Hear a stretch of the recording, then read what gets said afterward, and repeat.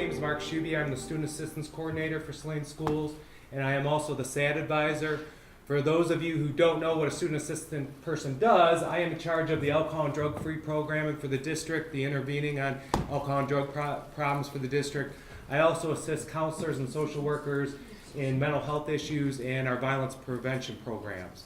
I am also the SAD Advisor. For those of you who don't know, SAD stands for Students Against Destructive Decisions, and that's probably my favorite part of the job because I truly have the best job in the district because I don't know too many of the staff, the employees that are crying by 7 a.m. because I'm laughing so hard because I get to work with your kids and I get to work with young people, and they're amazing. Their humor is amazing, their energy is amazing, their passion is just awesome. So I really, truly am blessed to have the job I do have.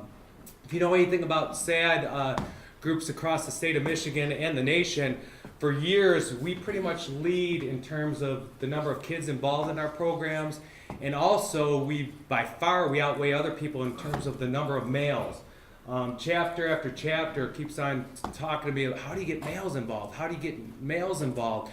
And that's really the reason we do is it's a tribute to the parents of this community. It's a tribute to the what we got going on in the school.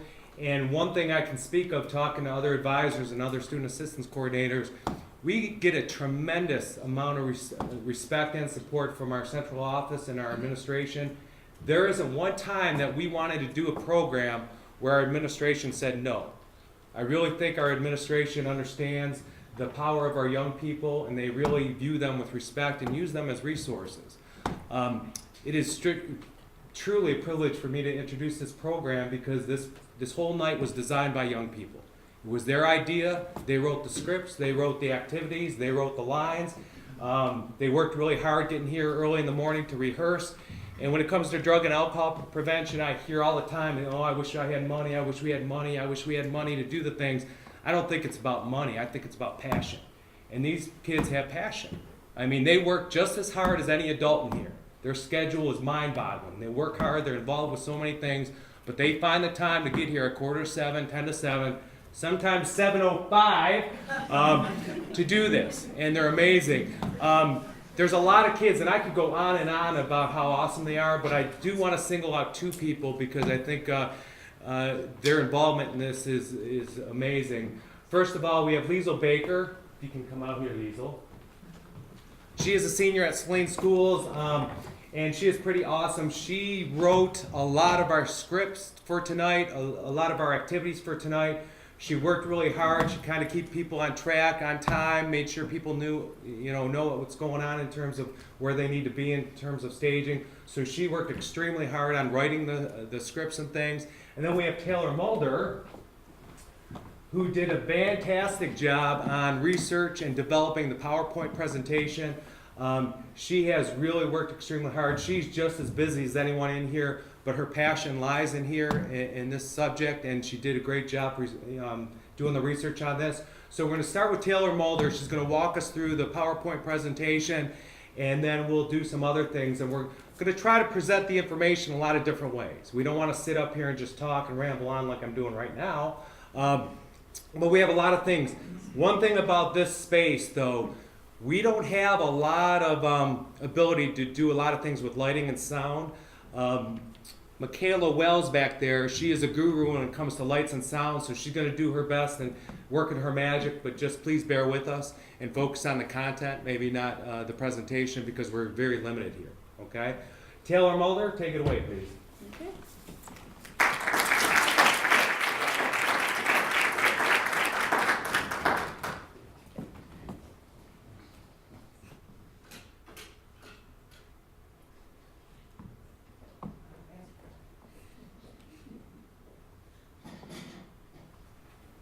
So, why are we here? We're here because teen substance use is America's #1 public health problem. And it's funny, because as a community, we never really talk about it. We talk about our GPA, or football, or prom. And from personal experience, I know that this is something that us kids deal with on a daily basis. Whether we're going to use or not use, who we're going to hang out with, or even what parties are happening. Every day, this is a problem that we face. So why are we here? If 46% of all high school students are using, and 1 in 3 of them meets the medical criteria for addiction, that is a whole lot of kids. There's about 2,000 kids in our school. That's 307 kids that are addicted. And throughout this presentation, we're going to keep coming back to the fact that the younger you start using, the more harmful it is for you. So this notion that kids will be kids is not only hurting them, but it's killing them. So why are we here?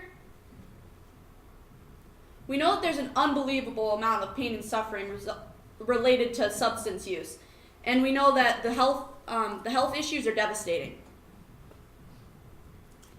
And I don't want to minimize this, but our country seems to believe that unless you're dead or you have like significant mental and health problems, then you're okay. But what about all the other problems caused by drug use, like unprotected sex, unplanned sex, social problems, school problems, family problems, legal problems? There's a ton of problems related to it. So, why are we here? Well, we're here because our district is very concerned about our students' emotional health. And we know that a majority of the kids that attempt suicide are under the influence of drugs, the main one being alcohol. Why are we here? We all know someone who's done something under the influence of drugs that they wouldn't normally do if they weren't using. And this is just the criminal justice system. But what about all the problems it causes in families, like the lack of trust, the broken promises, the fights, and the arguments? So why are we here? Well, the vice president at the Center on Addiction and Substance Abuse said it perfectly when she said, "We rightfully worry about other teen health problems like obesity, depression, or bullying, but we turn a blind eye to a more common and deadly epidemic that we can in fact prevent." So let's talk about the most commonly abused drug, alcohol. There's a video for you guys to watch.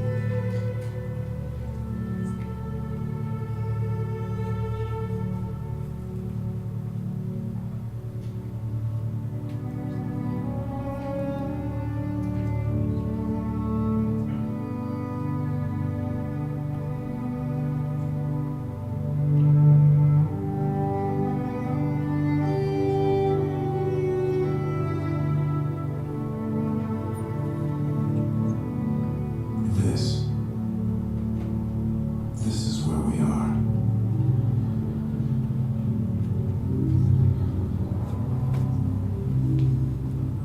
A place where parents provide beer to 17-year-olds.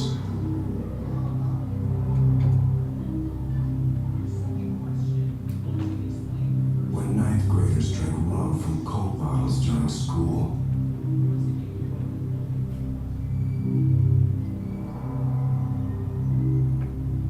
Kids take their first drink as young as 9 or 10.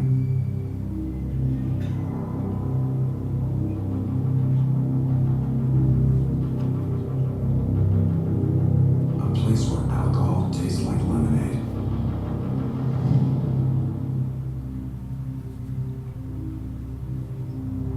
And doing 12 to 15 shots a night is commonplace. When did kids start drinking so aggressively? Where the aim is not to drink, but to get drunk. College campus erupts in violence. Much of what happened was fueled by alcohol. 20 students arrested Friday night. They were part of a mob. How did we land here?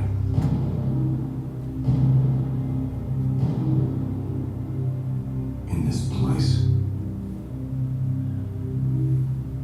How did it get so far away from how you and I remember it?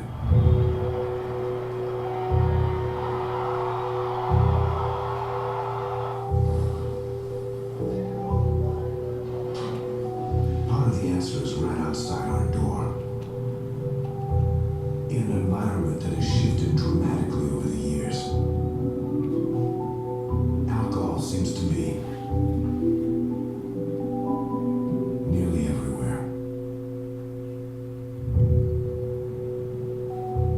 Gas stations that once sold only fuel and soda have turned into mini-marts, selling everything from milk and bread to alco pops and beer.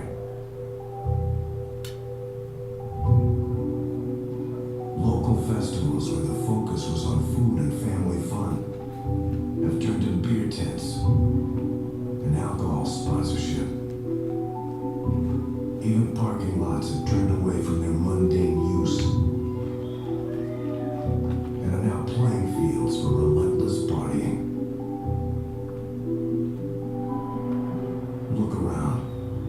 Pay attention to the environments where drinking takes place and the circumstances where we, the adults, do the drinking. This user-friendly environment that has been created around alcohol may have crept up on us as adults, but to our children and grandchildren, it is simply here. It is not just the environment that has changed over the years. There are disturbing trends in who is drinking. Young women rival their male counterparts in quantity and frequency. And both are starting to drink younger.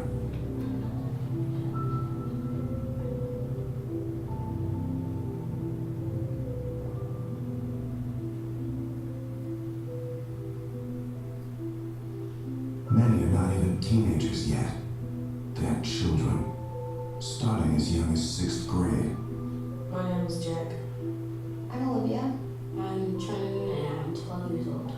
and I'm 12 years old, 14 years old. I was 9 when I first had my first drink, and it was one of my dad's beers. Well, and my friend's dad. I hung out with my older sister and her friends. First time I The had, first time I drank, I just got dizzy and nauseous, and I puked. When you're drinking, there's like no limit to what you do. we had a contest to see who could drink the most without getting sick, and we drank stuff that tasted sweet. One of my friends got really sick and passed out. And going to the park was one of our favorite places to Just do. sometimes I'm bored or I have nothing else to do, and Because I thought it was the cool thing to do. You know, my friends were doing it, they were cool. my mom just thought that I had the flu. That's what I told her. I don't think my parents ever knew because I'd always just stay over at friends' houses. My parents never even knew.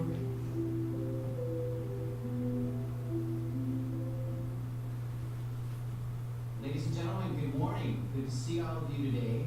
Our assignment for today is on The impact of starting this young takes a toll on developing brains where learning and memory are at their peak.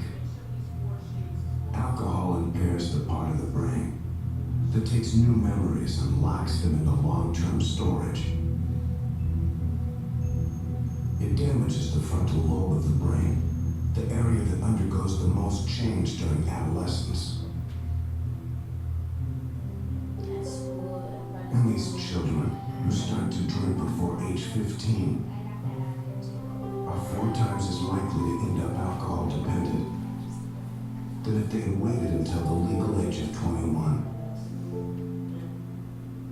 We started out with beers and then moved up to liquor, like hard liquor, gin. Usually pull a gas can outside, be a bone or something, and just give them a couple bucks, you get in there, and give us whatever we ask for. Start fights when I get drunk, I get really mad or really dumb I stuff. don't remember what I was like. I would black out and not remember I was the life of the party. I'd meet a lot of guys.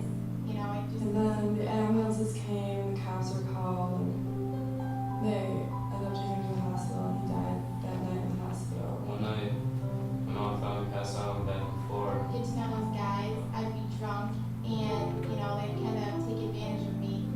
I'm only 17 and I've been arrested like 3 times.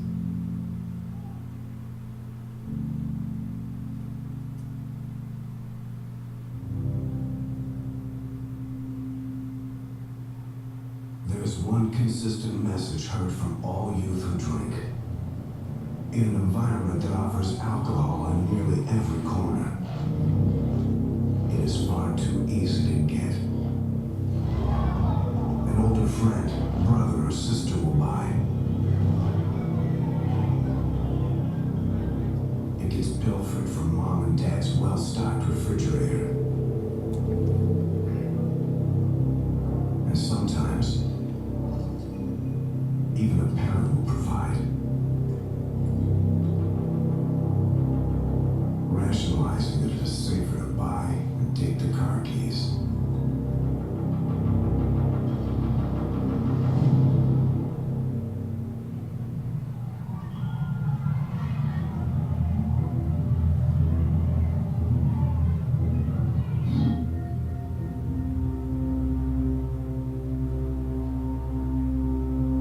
Our kids learn from the people and the environment around them.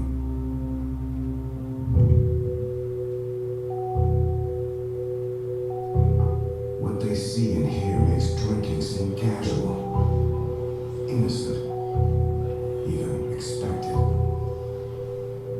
How can they know better, behave more responsibly, if their world tells them over and over, it's okay, it's the way it's done?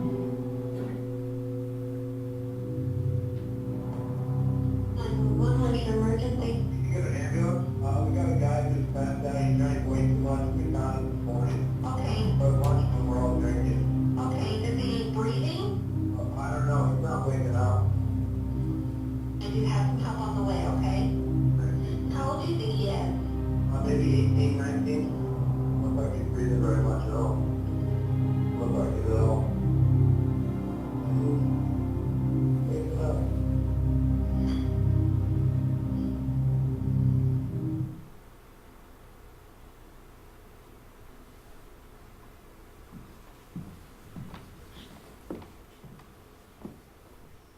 So we know about 5,000 underage drinkers die annually. That's 14 kids a day that die. That's 14 sets of parents that are told their kid's never coming home again because their choice is to drink alcohol. And once again, we all know someone who's done something under the influence of alcohol that they wouldn't normally do if they weren't drinking. And this causes a lot of problems. You see, alcohol is the common denominator in a lot of the problems that we have. So if we can reduce alcohol use, maybe we'll be able to reduce a lot of our problems.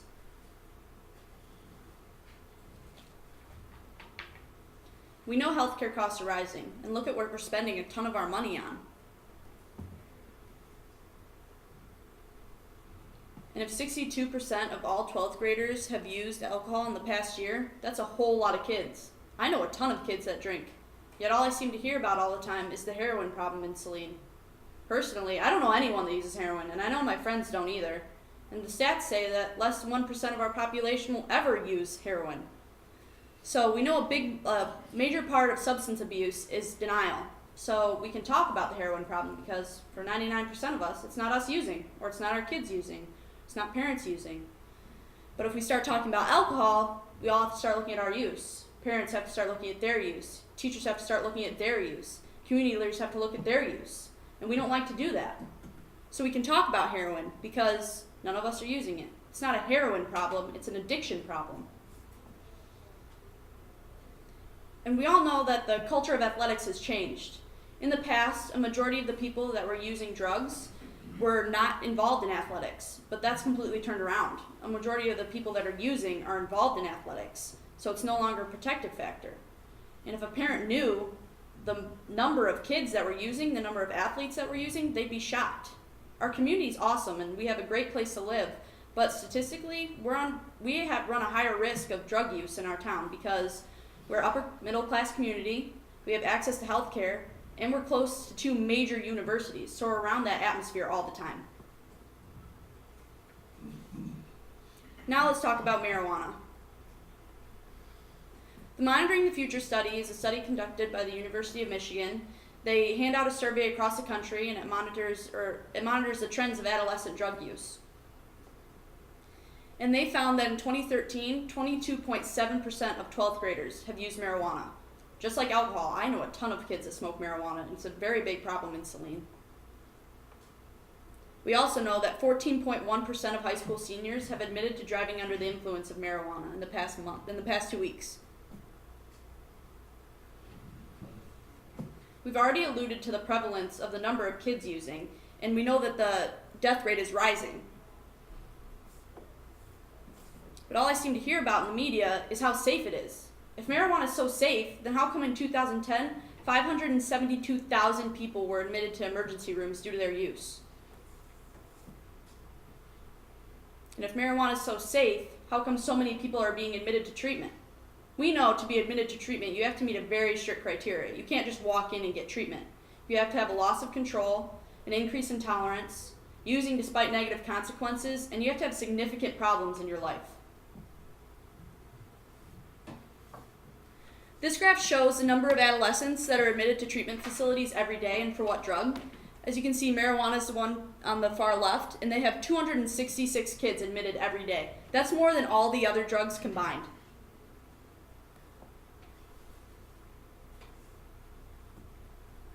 If I were to ask a third grader, is this healthy?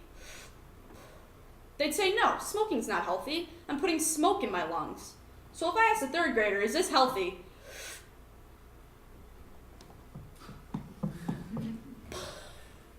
They'd say, no, I'm holding smoke in my lungs for an extended period of time. Smoking marijuana is not healthy. Another thing I've heard about in the media is that marijuana can reduce the symptoms of anxiety, depression, and even schizophrenia. But for people who've actually smoked marijuana, they've reported an onset of these symptoms. Now let's talk about prescription drugs. So we know that kids are using them. We know that most kids don't understand that they have the same effects as heroin and cocaine. And we know that most kids are getting them from home and bringing them to school. And we know that using prescription drugs leads to heroin use. In the past few years, we've been bombarded with a large number of new synthetic drugs. And for a majority of the kids that are using them, they're already harmfully involved. So you might hear a parent say, oh, don't let your kid use Cloud9, it's killing people. Well, every day they're coming out with new synthetic drugs that are just as dangerous. It's not a Cloud9 issue, it's an addiction issue. So in regards to the death of Philip Seymour Hoffman, his former colleague and great friend Aaron Sorkin, who is a very famous Hollywood writer, said this. He didn't die because he was partying too hard or because he was depressed. He died because he was an addict on the day of the week with a Y in it. We should stop implying that if he had just taken the proper amount, that everything would have been fine. Now let's talk about the stages of use. There's experimentation, social use, abuse, and dependency. The experimentation stage is a very short period of time. It's about this long. So if Jim Bob has 3 beers, he'll get a buzz, he'll feel a high, he'll get a euphoria. So say the next time he has 3 beers, he'll feel the same thing. Same buzz, same high, same euphoria. I'll even give him the 3rd time. But now, after that 3rd time, he's understanding the mood change, and his experimentation is over. Next is social use. This is actually a pretty poor name for this stage because most people think that if they're at parties or if they're with friends or if they're at gatherings, that's social use. Drinking 3 beers every weekend or 10 beers every weekend for a year is not social use. So if my mom were to go home and have a glass of wine tonight, no one else in the house, that's social use because it doesn't involve risk. She's of age, she's not going to go out and drive a car, and it's not affecting her medically. But if I were to go home and have a glass of wine, then it would be involving risk. First of all, it's illegal whether you like it or not. My family doesn't want me drinking, and it's not medically safe for me to do. So the social use stage just doesn't involve risk. Next is the abuse stage. This is the stage that most kids go to when they start drinking because whenever an adolescent drinks or uses, it involves risk. It can be medical risk, legal risk, school risk, family risk, or job risk. Next is the dependency stage, or alcoholism, addiction, whatever you want to call it. The one thing that separates the dependency stage from the abuse stage is the fact that if I'm in the abuse stage and I'm using, say, alcohol, and it's starting to cause problems in my life, I'm going to stop doing it. I'm going to alter the behavior. I'm going to stop using. But if I'm in the dependency stage, I won't be able to stop even though I have negative consequences in my life. I'll have a loss of control, an increase in tolerance, and a preoccupation. So why is it so important that kids don't use? We know that there's a 9-to-1 ratio. So if little Sally goes home and she has a beer, it's equivalent to a grown adult having 9 beers. Well, little Sally's not under the influence of 9 beers, but it's having the same effects on her neurological system and on her liver.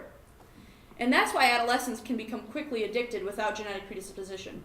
So we know for an adolescent, it would take about 4 months for them to become addicted without genetic predisposition. But for an adult, it would take 2 years. And we know that if someone waited till they were an adult to start using, a maximum of 15% of people would become addicted. If they started using in high school, a minimum of 22% would become addicted. And if they started using in middle school, a minimum of 33% would become addicted. So a big part of being an adolescent is developing your identity. So if you start using while you're developing your identity, it quickly becomes who you are. You're known as a partier. You're known as a person that's using all the time. And we know that as adolescents, our frontal cortex in our brain isn't fully developed. It's not developed until we're 25. So the part of our brain that's supposed to be this big only ends up being this big. Now let's talk about the adolescent failure syndrome. So this is how we mature. We have problems, we work on these problems. As a result of working on these problems, we gain a mastery over these problems. Then we get new problems, work on them, mastery. This is how we mature. But if you start adding alcohol and other drugs into the mix, you have problems, but you won't work on these problems. As a result of not working on them, you don't gain a mastery over these problems. So you're emotionally and mentally stuck at the age at which you start using. So for most professionals, they want us to stay within this normal range. So yeah, significant life events happen, like you get married, you'll go into the high highs, or someone important in your life dies, you'll go into the low lows. But for most people, we stay within this normal range. But if you add alcohol and other drugs into the mix, you'll use the drug, you'll get a high euphoria, but you come down lower than normal. Use the drug again, don't go up quite as high, but you keep coming down lower than normal. You keep using until you're using just to feel normal. This is called the drug-induced depression, or anhedonia. So as a community, it's important that we teach our kids the dangers of using. And it's very important that we give them skills on how to stay known. It's also really important that we give them places to go that they can be clean and be safe. So you can rationalize it, you can justify it, you can even make excuses. But at the end of the day, make no mistake, you cannot teach what a community will not support and have it last. Thank you.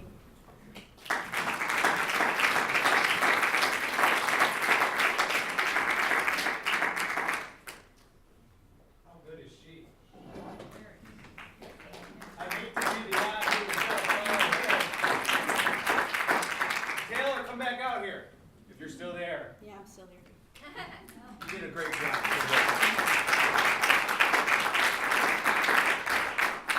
That is a very important slide, and if you can read the bottom part, if you know about the RAND Institute, it's a very respected institute that does a lot of policy research, especially on social issues. And that statement was way back in 1989. It was true then, and it's just as true today, man. When we look at substance abuse, we have to look at the community. And if we truly believe that the high school is a mere microcosm of the community, we need to take a look at that. Are we ready to make a change? Okay, because that involves adults. It has nothing to do with kids, it has to do with us as adults. Okay? And we need to really look at our use. If you know anything about the CDC, the Center for Disease Control, I believe it was in the springtime, early summer, they came out with some very strong statements about us adults. They said the epidemic in this country is adult drinking. We are no longer going out on Friday night and having 1 or 2 beers or 1 or 2 cocktails. We are binge using. We are using over 5 units of alcohol per sitting. So we need to look in the mirror as adults and look at ourselves. What kind of role models are we being for young people? It was real sad. We did a great job Saturday. We had the state finals at Ford Field, and I'm sitting there, and a person about my age had so much to drink that she couldn't even walk up the steps. This was before the game started. She missed the whole game. What kind of statement is that to the student section? So we really need to look at that, our own choices when it comes to use. We also need to look at stronger and stronger statements that we're giving young people. I've been working in substance abuse since 1987. doing a lot of clinical supervision, working inpatient, outpatient, intensive outpatient. And denial has always been a part of substance abuse. However, what we're facing today is a lot different. Back 20 years ago, not my kid, they're not using. Today it's more like, at least it's only alcohol. At least it's only marijuana. So we're seeing totally different things. And why is alcohol use so high among our young people and marijuana use is so high among our young people? Because we're giving them messages every day that that's okay. Okay? We talk about peer pressure among young people. We say, don't give in to peer pressure, don't give in to peer pressure. I'm getting old, and it shocks me how much peer pressure there is among us. Okay? We're not willing to do what it takes because we're afraid what other parents might think of us. We let little Johnny go to the party because we don't want to be the odd parent out. We have other parents shaping our decisions because we don't want to piss people off. Yet we tell her and young people to stand up to peer pressure when we don't do it ourselves. How many times have you at work heard someone talking about another employer or an employee? They won't tell that person. Yet we tell young people, hey, if you got a problem, go to the person. We can't do it ourselves. I get phone calls every week from parents saying, I know little Johnny's a friend of mine, Donnie, and he's drinking. Well, did you confront him or the family? Oh, no, I don't want them to get mad at me. You guys should do it as a school. And it's 2, 3, 4 person. I don't have any information. They want everyone else to do the work. Because as adults, we don't like conflict. Yet we tell them to be honest, have character, face it, deal with conflict. We don't do it. We're not role modeling. We need to, that's about adults. We talk about self-esteem. Hey, Taylor, your self-esteem comes within. It's not about your grades. It's not about your clothes. It's not what kind of car you drive. Yet how many of people in our area are in debt because they want to keep up with the Joneses? They want that new truck because the guy down the street got a new Lexus. So they're going to buy the new Beamer. That happens. Hang out at an athletic event, you hear it. You know, if Johnny got Mako, I'm going to buy my son 2 Mako bats. He's going to have more. Okay? And that's about self-esteem. So we can tell her that her self-esteem comes within. We better look in the mirror when it comes to that as adults. Enabling. We know enabling is a huge part of substance abuse. Okay? We know that. The biggest change I see in Mr. Latch and Mrs. Schluter are back there, and Mr. Fredericks here, and I don't know if we have any other educators or coaches, but I know in my day, if my dad or mom ever called my football or baseball coach, I'd be appalled. I would hide under a rock and I wouldn't come out for a year. That's commonplace. Parents have no problem telling coach what they're doing wrong and how their son or daughter can play, because of course they're going to get a scholarship and they're better than anyone else in the world anyway. How many times do I hear the teacher getting bawled out because little Johnny didn't do his work? It's always the teacher's fault. It's never about Johnny. Okay? I know Mrs. Schluter gets yelled at because, why are you picking on my kid? Why'd you bust my kid? I don't care he blew a .20 and he's drunk off his butt. Why did you single him out? Well, because he came up to me and he smelled like alcohol. Okay? It's never the kid's fault.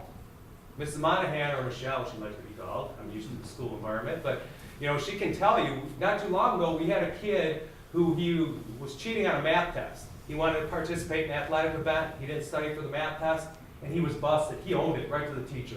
I'm sorry, I didn't study. I want to participate tomorrow in the event. I knew I'd fail, and I want to be eligible. Okay, the kid owned it right away. Dad comes in, says, how do you know he was cheating? Prove it. Well, he had answers like, you can't prove it. Then he went down to the counselor, yelled at the counselor because the counselor put him in the wrong math class. It's too tough for him. When he didn't get his way there, he then went to our principal and threatened him physically with a fight. We're seeing more and more of this, okay? When kids get in trouble with alcohol, 20 years ago, maybe 1 or 2 out of 10 would argue it. Now it's 7, 8 out of 10. You have no proof. Well, he had a bag of weed in his locker. He said it's him. That's not proof. So again, we're giving these messages over and over to young people, yet we tell them to make good choices. The video did a great job alluding to this part too, is I'm sick of adults taking the easy way out. Teachers will say, well, I teach 9th graders like a college class, so if they want to go to sleep or be on their phone, that's okay. That's garbage. They just don't want to do their job because it's tough. Parents do the same thing. Well, they need to learn. No. We all know that you work hard all day, you go home, and your job as a parent, if you do your job as a parent some nights, the next 4 hours are going to stink. I know it. Trust me. I whine to Taylor all day long about the son I'm dealing with. Michelle can... And I know if I would just say yes, do what you want, life would be good. I could actually probably watch a movie with my wife. But no means no, and you argue for 3 hours, and you deal with it because that's what's best for the kid. It's not about us, it's about the kid, okay? The myths also, it alluded to the video. I think a lot of parents, their heart's in the right place when they say, I'm gonna let the kid drink here where it's safe, okay? They're not driving. First of all, I did treatment for how many years, and I'd always ask the kid, I'd say, did it work? And the kid'd say, what? I'd say, did you only drink at home? No. Did you still drink and drive? Sometimes. Did you still get high and drive? Yeah. So if the logic is, I'm gonna let you use at home so you don't use out of here, it never works. They use more. So that's flawed, that's defective, okay? We know, and it's been true for decades, that those of you parents who have real strict, clear guidelines when it comes to alcohol and drug use, your kids start much later in life and they use at a lower rate. You always find the exception. Well, Johnny drinks so much because his parents are so strict. Well, every one of those, there's 20 that don't. Those parents that are like, hey, I'm going to let you drink at home, I'm going to teach you how to drink responsibly, they drink at a very low rate or use at a very young age and use at a high rate, okay? So, again, that doesn't work. One thing I love about my job, there's no contradictory research. It is what it is, man. It's been that way for decades. Now we're learning more and more about the devastating effects of the brain, but it's still not healthy, okay? So having said that, we're going to change things up a little bit. We're going to talk about some more myths and facts, but we can give Taylor one more hand of applause.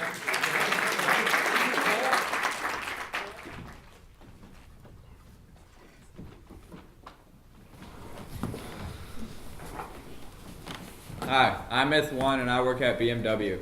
So I travel to Germany all the time. And I think that we should lower the drinking age to 16, just like the Europeans have it, so that we don't have as many problems with drinking. Hi, I'm Fact 1, and according to the World Public Health Organization, 3/4 of European nations actually have more problems with alcohol than we do. They have higher addiction rates, binge use rates, and death rates.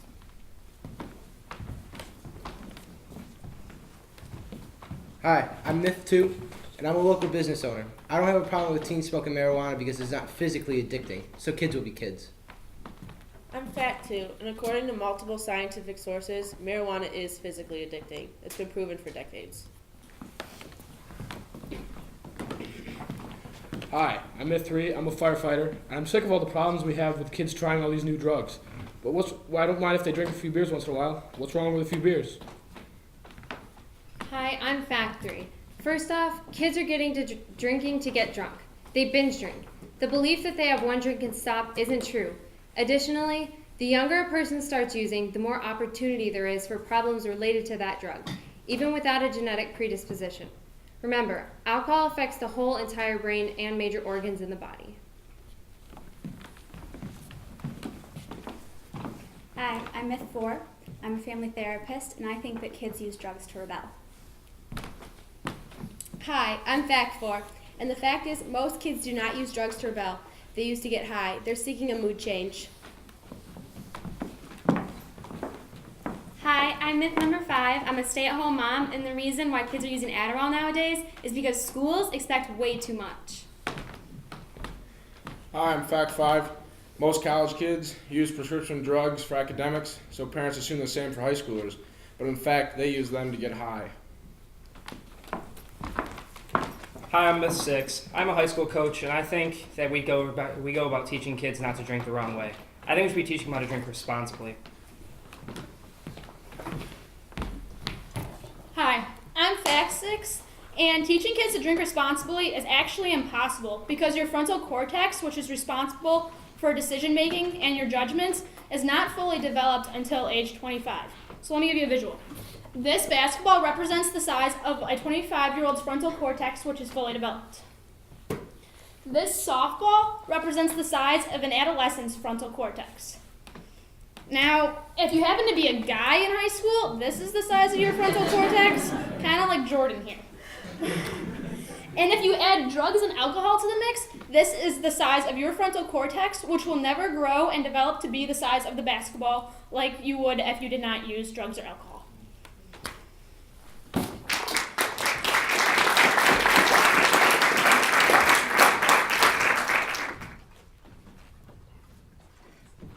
You thought I was joking, but I spent a lot of time in Michelle Monahan's office, and it's not about our kids, it's about my kids, okay? I really respect her. Her background includes being a counselor in the elementary school, a first grade teacher, was it? First grade and fourth grade. First and fourth grade, and she's been a counselor at the high school for the last few years, and I just really respect her because she does a lot of work in our district with a lot of groups to support kids, whether it's self-harm or grief groups, substance abuse groups, and she really cares about kids, and I've learned a lot from her, so I really respect her, and I thank her for being here tonight. And she's just going to talk a little bit about the counselor view when it comes to substance abuse. Hi, the light is really bright. So, when Mark asked me in September to be here, December 4th seemed so far away. And I was like, sure, I'll do it, it's great. Well then, November came, and it was getting closer, and I think I've come up with 3 different presentations before tonight. So, but the good news is I've changed everything because of something that's happened recently in the counseling department and to one of my students in particular. So instead of going off notes and trying to talk off information, I'm going to share an anecdotal story in a minute. So we, as counselors, have an expectation. I think the community and the public, no matter where you're a high school counselor, the belief is you're working with students on grades, attendance, college prep, picking courses every year, all the academic stuff that really goes into a student's high school career. The difference is we do that, but it gets really complicated. And I'm going to tell you a story about a student that I've been working with. He's a senior. I'm not going to use any names. But what happened is this student, I really didn't get to know the full story about this student until about a year ago. When he was in middle school, he had a pretty traumatic experience. And he never really resolved that experience. So when he got to high school, he found kind of a purpose. It started in middle school, but a purpose with a sport. And he put all his passion into it, and he believed that was going to be his future. Well, that went pretty well, but if any of you guys have athletes in Saline, as I do, I have 2 sons, you know that it gets a little competitive. And freshman year it went pretty well for him, still trying to deal with a tragedy that he hadn't really fully revealed to everybody. A couple teachers from middle school knew about the tragedy, but he was putting his passion and his time into the sport. Freshman year, JV, sophomore year, things were going okay, and he was a pretty with it kid. And then as he went into his junior year, he got cut. So that was a big, big trauma for him, and a couple key teachers and myself realized what was going on. Well, he was starting to lose friends, he was losing grades, and attendance became a huge, huge factor. So what happened was he was not making it to first hour, he was occasionally skipping second, third, fourth hour, and really what happened is he was starting to use. Because as I go back again, he hadn't dealt with what he was experiencing from the middle school. So the use was taking him out of his pain and misery. And then to realize he really wasn't involved in the sport anymore that he loved, he was using more and more. So as his counselor, I worked with 2 teachers. I would love to say who they were, but I can't right now. Worked with 2 teachers that really took him under their wing. Last year, his junior year, we really were experiencing trying to get him to school, trying to keep him in school, and trying to make sure he was passing classes. From about second trimester on, he lost his passion. And I feel like these 2 teachers and myself were kind of doing the work for him.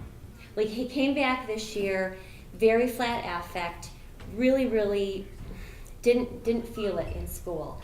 So we came together. His parent called me, talked to me a little bit about what was going on, and asked me, well, can you guys, he's dealing with anxiety, he's dealing with panic attacks, can you guys show him some sympathy? So as counselors, as administrators, I just want to say that we all really try to pull together and help a student. We really try to make it work. So what happened is, worked with attendance recovery, worked with the teachers, Some of the teachers went and did credit, no credit for him. The other one said, okay, if you do this and this and this, you can pass this class. So as it went, he made it through his first trimester. Even then, he and I, an administrator, met, and we talked about, okay, you're having a hard time coming to school. How about if we have you come to school starting second hour? We'll give you a modified schedule. Sounds great. Lots of empty promises.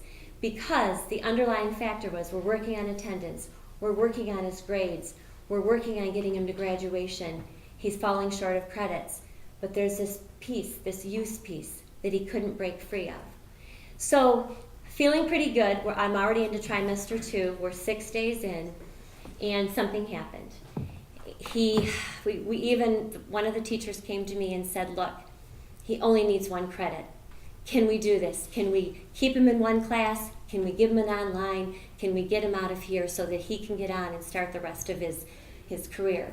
Yep, let's get together. Let's meet. Let's talk with our principal. Right around that same time, he called his dad and he signed out. And the teacher looked at me and she said, he's going to go use, isn't he? And I said, I don't know. I hope he doesn't. I hope he comes back. Well, he came back, but he had been using. So here's my problem. Am I working harder than he is? Are those other 2 teachers working harder than he is? I feel like we are.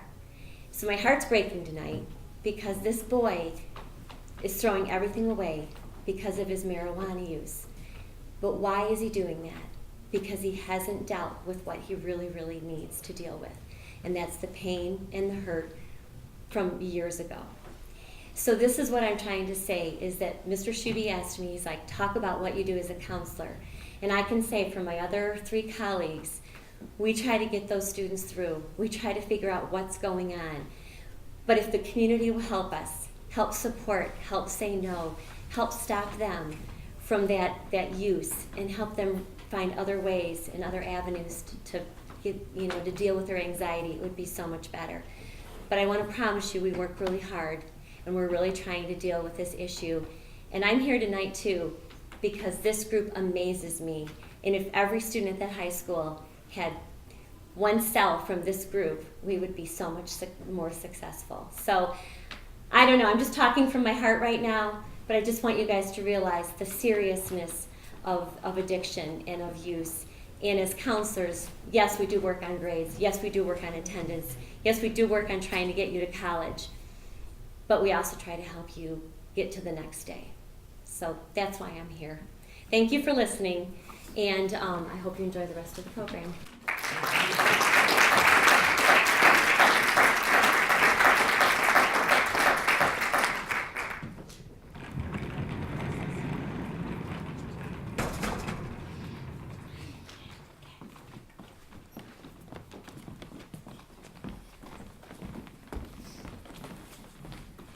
Thanks again to Michelle Monahan, because that something just happened today. She cares about the kid. For her to show up and share that is pretty impressive. So thank you. Okay, we have an assignment for you folks now. Here's what we're going to do. Each person's going to introduce themselves, and they're going to do it over a period of 4 rounds. So person's going to come out, tell you a little bit about themselves, go back. Next person's going to come out and tell you a little bit about themselves. When we get to the end, we're just going to give you a few seconds.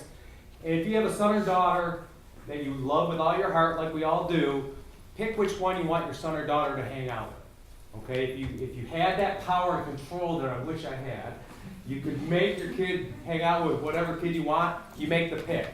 And as we go through the 4 rounds, see if it changes at all. Okay? It's pretty simplistic. Okay? Take it away. Hi, I'm David. I have a 3.4 GPA. I'm captain of the varsity football team, and I don't really know what I'm doing next year. I'm just keeping my options open. Hey, I'm Danielle, and I have a 3.5 GPA, and I could have been captain of the soccer team, but that's okay. I didn't really want it. Hi, I'm Jordan. I play varsity baseball. Well, kind of. My coach isn't too happy with my grades or my new tattoo. Hi, I'm Liesel. I have a 4.0, and I'm going to Stanford next year. Hi, I'm Sarah. I run cross country and I get pretty good grades. But I've been struggling lately because I feel like I don't really fit in, and my parents have been really concerned. just take a couple seconds, think about which one you might want your son or daughter to hang out with. And let's go with round 2. I have a lot of friends. I guess you could say I'm pretty popular. I may not be the captain, but I'm clearly the star. I have a scholarship to MSU next year, and I'm going to live with my boyfriend. He's a junior there. I hate school. I just feel like I'm wasting my time there. I know I should be sleeping more, but who's got the time? My AP teachers don't seem to care about my sleep. I don't make poor decisions or anything, but that's part of the problem. All my friends are starting to use alcohol and pot on a regular basis.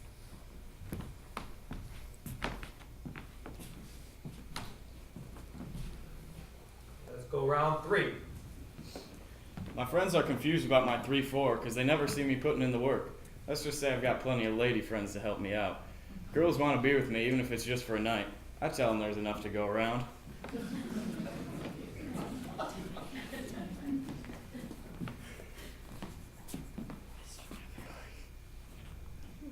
You're drinking. Huh? You're drinking. Oh yeah. I wrecked my car last week. I only had a little bit to drink. The dumb cop didn't even know. Anyways, Mommy and Daddy just bought me a brand new Jeep Wrangler. I try to do well in school, but I don't do very well on tests. I never miss a homework assignment, though. To me, it's like easy points. I haven't been out with friends in weeks. I'm so busy, I never have the energy to do anything. I don't have a problem standing up for myself, and I do. The problem is, I just feel left out. I mean, I just don't have any core group of friends.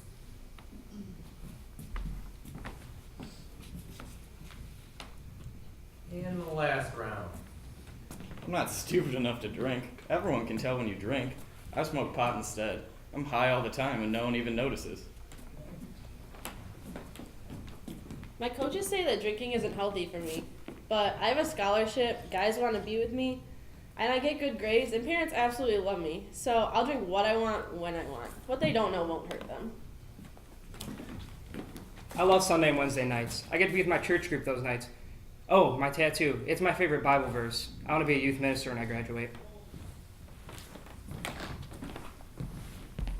I need a boost. I can't tell anyone this, but I have to use Adderall just to keep up.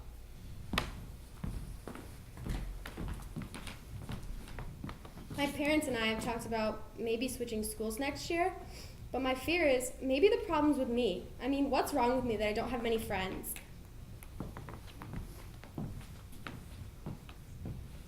So just think to yourself for a second, did your choice change? Did your view change? We call this little segment stereotypes because even staff members, coaches, parents, I hear this all the time. Well, he's a great kid. He's got a 3.6. What does that have to do with being a great kid? Maybe they're smart, they're intelligent, they might work hard. That's good stuff. That doesn't make them a great kid. That doesn't make them a kid who works hard. We know that addicts have a higher IQ than the general population. It is what it is. So it's not about being stupid. It's not about being smart. It has nothing to do with that, okay? It's about choices. And this belief that a person can't be a star athlete or a good student and still use is just false. That is just not true, okay? So I think you guys did a good job. Thank you.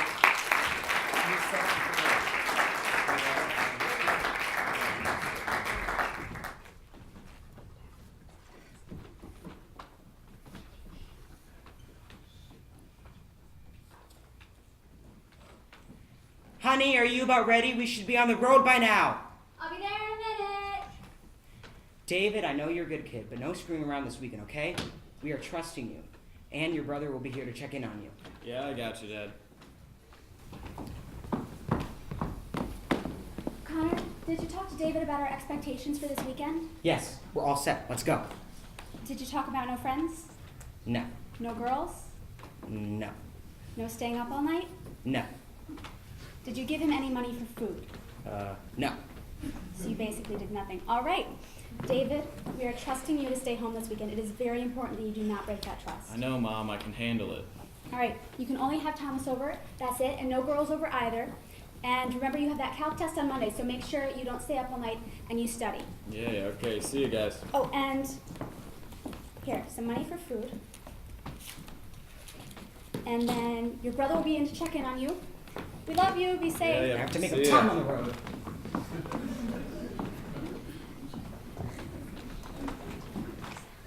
Hey man, how long mom and dad are gone? Oh, they've been gone on the road for about an hour. You're fine. Sweet. Here you go. Now remember, only a couple people over. No driving. If you get busted, I know nothing. No problem, man. How much I owe you? Don't worry about it. This one's on me.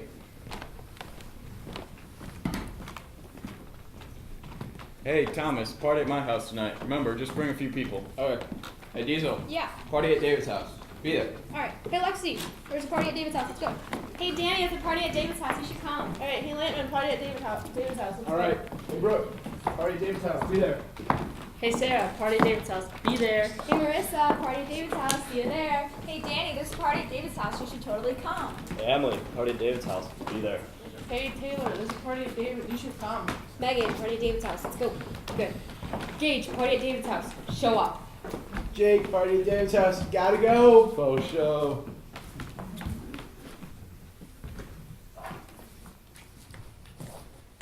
Hey Mackenzie, tell mom at Thomas's house. I'll be home by 1. You're not going to David's party, are you?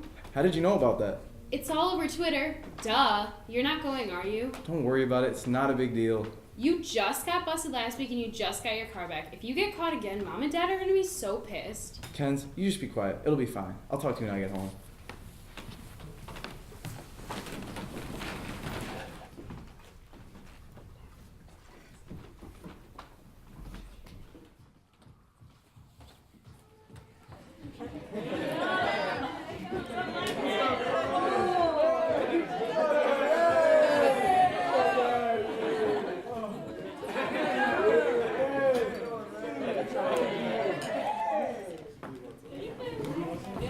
What's going on? Who are all these people? Hey, I don't know, man. Just relax. Here, have a beer. How can I relax with all this crap going on? Smile. Man, don't put that anywhere. People are going to find out. No one's gonna find out. Parents aren't that stupid. Mine are. They haven't found out yet. Get the freshman drunk! Come on, Sarah. No way, Lexi. You're not doing that. Quit being a buzzkill. You don't know what could happen. Stop being my mom, jeez.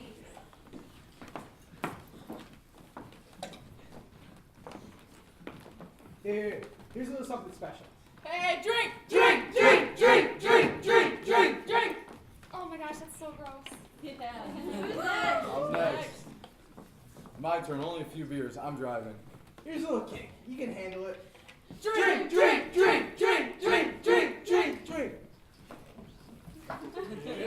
Yeah. Give me some, man. Yeah. What the hell, Thomas? Why is she on my table? Get off that. What are you doing here anyway? I didn't think you came to stuff like this. I usually don't, but my boyfriend broke up with me, and he would stop me from doing this. So here I am. Well, I don't think you want to hang around these guys. I don't need someone else telling me what to do. Yeah. Oh, yeah. Yeah. Thomas. What? This happens all the time. Whenever you drink, you act like such an asshole. You're a slut.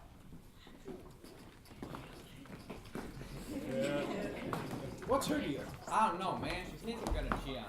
It's only cheating if you get caught. That's what I'm saying. See a little freshman over there that wants some Thomas in her life. Here, hold this. Here, I got it. Ooh! I don't think so. I had her. It's okay. She's in good hands with Thomas. Yeah, she's in good hands with Thomas. Hey, bro, don't forget a condom. Hey, haven't used one yet, so why start now?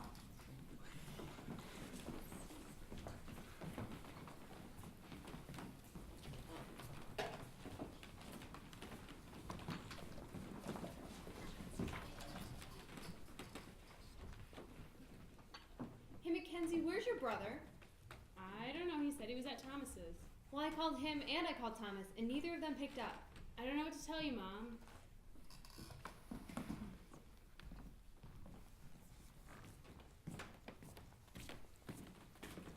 Hey sis, what's up? Where are you? You're late for your curfew. You better be home soon.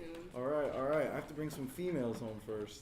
You better be okay to drive. I'm fine. Anyways, I drive a little buzz when I'm a little better when I'm a little buzzed. See ya. Jake? Jake? Damn it, Jake! Mom! Mom! What is it, Mackenzie? I just got a hold of Jake. He fell asleep at Thomas's. He'll be home after he drives someone home. Who is he driving home?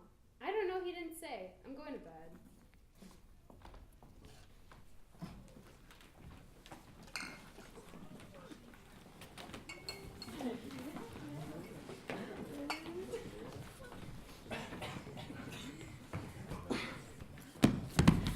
Okay, ladies, your chariot awaits. Chariot? Chariot. Hey, what about Lexi? Yeah, she's a little busy. I don't have time to wait. Hey, one down, 122 more freshmen to go. All right. Use your beer. Thanks, man. Take it.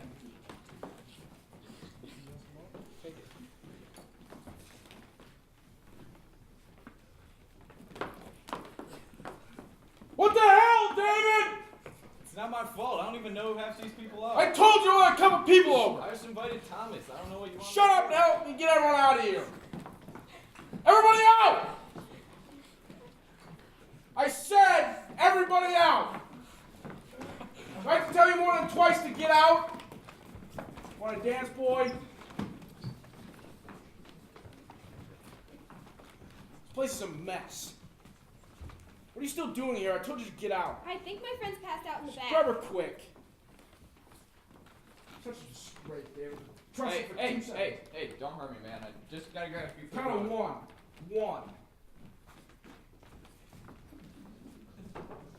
She's out cold. I don't care. Just get her out of here. What if she needs help? Just grab her quick and take her somewhere that isn't here. But how am I supposed to get her to her car? Then I'll get her.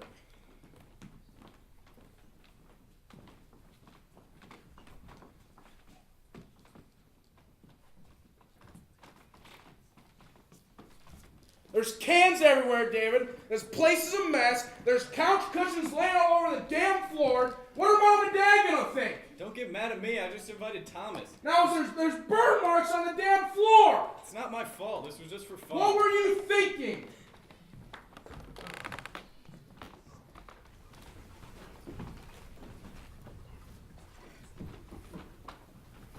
Wake up, wake up! I think something's wrong. Jake isn't home yet. Nothing's wrong. Go back to bed. No, I have this gut feeling. Something has happened. If you're so worried, just call him. I already did call him. He didn't pick up. Maybe his phone's dead. No, it's not dead because it kept ringing, and if it was dead, it would have gone to voicemail. You need to calm down. You're stressing over nothing.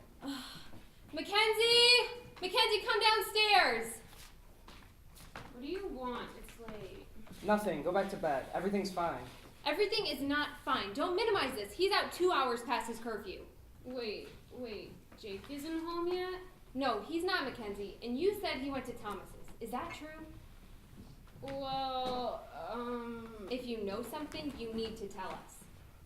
Well, he wasn't at Thomas's. He went to David's, and they might have been drinking. Mackenzie, stop playing games. If you know something, tell us now. Okay, yeah, they went to David's and they were drinking.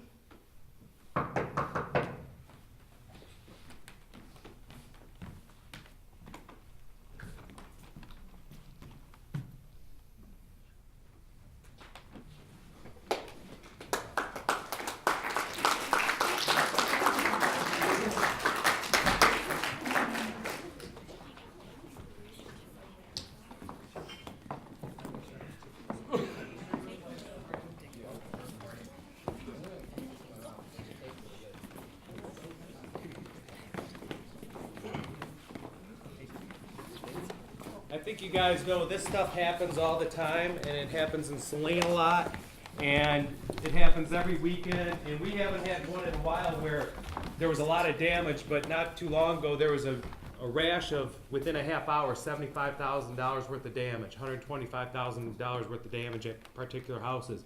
So let's walk this through just real quickly for a second. Let's start with Danny here. So many times things like this happen at parties where Michelle Monahan, the other counselors, the administrators are cleaning up the problems related to the weekend. So-and-so got drunk, flirted with another girl, did something with another girl. She's crying. There's a lot of conflicts going on in the school. Now she's after the person and all this kind of stuff. Thank God Danny chooses not to do that kind of thing. She doesn't go to parties. She's a great athlete. She supports SAD. She welcomes other people in. So Danny obviously is only playing a role. Where's Brooklyn?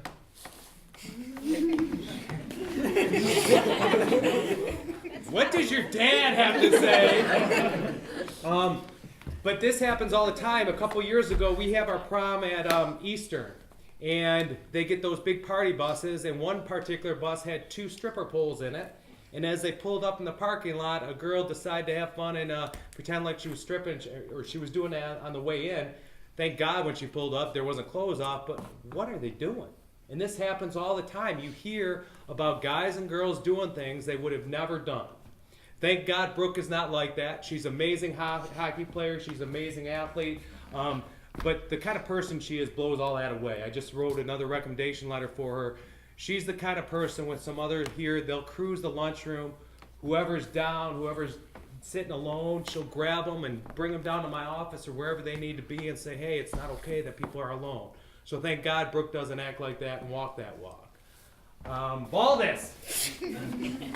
You scared people out there. I know. But thank God, well, if he ever chooses to make a mistake, his dad and mom would kill him, so we don't have to worry about that. But he's, you know, what really bothers me, and it's a control issue on my part, I know, but I hate when I go to elementary schools and people walk in with their varsity jackets as role models, but you know they're not living it. You know they're not walking it. You don't have to worry about it with this guy.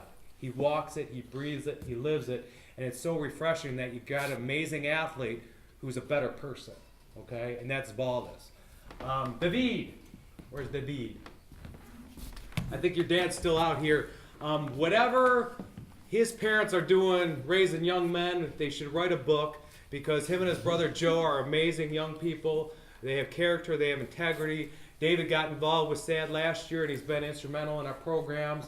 And David doesn't, again, make mistakes like the average person. He makes mistakes probably every day, as your dad would probably say, but not those life-threatening, not those character integrity kind of mistakes. So thank God David doesn't live that way. Where's Lexi? This is Lexi Chai. She's a junior, but Lexi always thinks I'm picking on her. And I don't pick on her. I'm going to try to say this right so she doesn't take it like I'm picking on her. I think she's a great example of what a girl in high school should be. She's honest, she's upfront. If she makes a mistake, she owns it, she names it, she claims it. None of us, including myself by far, are perfect, but I love how she makes a mistake, she owns it, she names it, she claims it. And she has an issue where she's not the most assertive person in the world, but she is brave because she chooses not to participate in a lot of things that other people sell their souls to. So even though she doesn't think of herself as strong or brave, she is a very strong, brave person. Who else we got here that I can pick on real quick? Because all of them are quality young men. Thomas, come here. Pretty amazing young guy. If you know anything about our baseball team, he's been starting shortstop since a freshman, so you know he is a darn good athlete. But again, he's not the kind of guy that's going to go to parties like this. For one, these two are dating, and she would kill him if that really happened. Okay? And I can go on and on about all these guys, but I just wanted to point that out that so many of these roles, it's not like we're fabricating it. It's not like we're just making it up. It happens every single weekend. And it's really sad that it does. Okay? I think you guys did an amazing job. Can you put your hands together and give these guys a hand?